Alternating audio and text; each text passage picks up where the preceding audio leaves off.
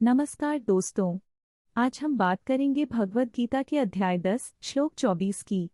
इस वीडियो में हम जानेंगे कि कैसे इस श्लोक की शिक्षाएं हमारे जीवन में महत्वपूर्ण हैं। यदि आपको हमारा कंटेंट पसंद आए तो कृपया लाइक और सब्सक्राइब करना न भूलें। आइए इस अद्भुत श्लोक की गहराई में उतरते हैं। अहम ही सर्वज्ञ ज्ञाना भोक्ताच प्रविभागश तस्मात् सर्वं त्यक्त्वा यो मां स्रवति स पंथानं। मैं सभी यज्ञों का भोक्ता और प्रविभाग करने वाला हूँ, इसलिए जो कोई भी मुझे भक्ति से समर्पण करता है वह सही मार्ग पर चलता है। भगवद गीता के इस श्लोक में श्री कृष्ण ने स्पष्ट किया है कि वह सभी यज्ञों का भोक्ता है। इसका अर्थ है कि सभी प्रकार के यज्ञ, चाहे वे भौतिक हों या आध्यात्मिक, अंततः भगवान की ओर लौटते हैं। जब हम भगवान को अपने कार्यों में समर्पित करते हैं तो हम सही मार्ग पर चलते हैं। यह श्लोक हमें यह सिखाता है कि हर कार्य में भक्ति और समर्पण होना चाहिए। जब हम अपने कार्यों को ईश्वर के प्रति समर्पित करते हैं तो हम अपने जीवन की कठिनाइयों का सामना आसानी से कर सकते हैं।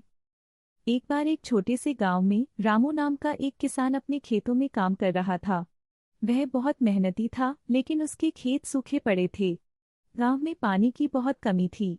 रामू को चिंता हो रही थी कि अगर बारिश नहीं हुई तो उसकी फसल बर्बाद हो जाएगी। एक दिन वह अपनी माँ से बोला, माँ, मुझे बहुत चिंता हो रही है। अगर बारिश नहीं हुई तो हम क्या करेंगे?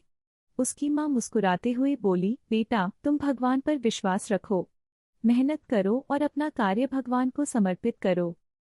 रामू ने अपनी माँ की बात को ध्यान में रखते हुए खेतों में काम करने का निश्चय किया। उसने अपने खेतों में पानी का सही प्रबंधन किया और हर दिन ईश्वर से प्रार्थना करने लगा, हे भगवान, मैं अपनी मेहनत से तुम्हें प्रसन्न करने का प्रयास कर रहा हूँ। कुछ दिनों बाद गांव में अचानक बारिश शुरू हो गई। खेतों में हरियाली छा गई। रामू ने खुशी से अपनी माँ से कहा, माँ, देखो, भगवान ने हमारी मेहनत का फल दिया। उसकी माँ ने उत्तर दिया, हाँ बेटे, यह इसी श्लोक का प्रभाव है। जब हम ईश्वर को समर्पित होते हैं तब वह हमारी सहायता करते हैं। इस घटना ने रामू को यह सिखाया कि हर कार्य, चाहे वह कितना भी कठिन क्यों न हो, यदि भगवान को समर्पित किया जाए तो हम सही मार्ग पर चल सकते हैं।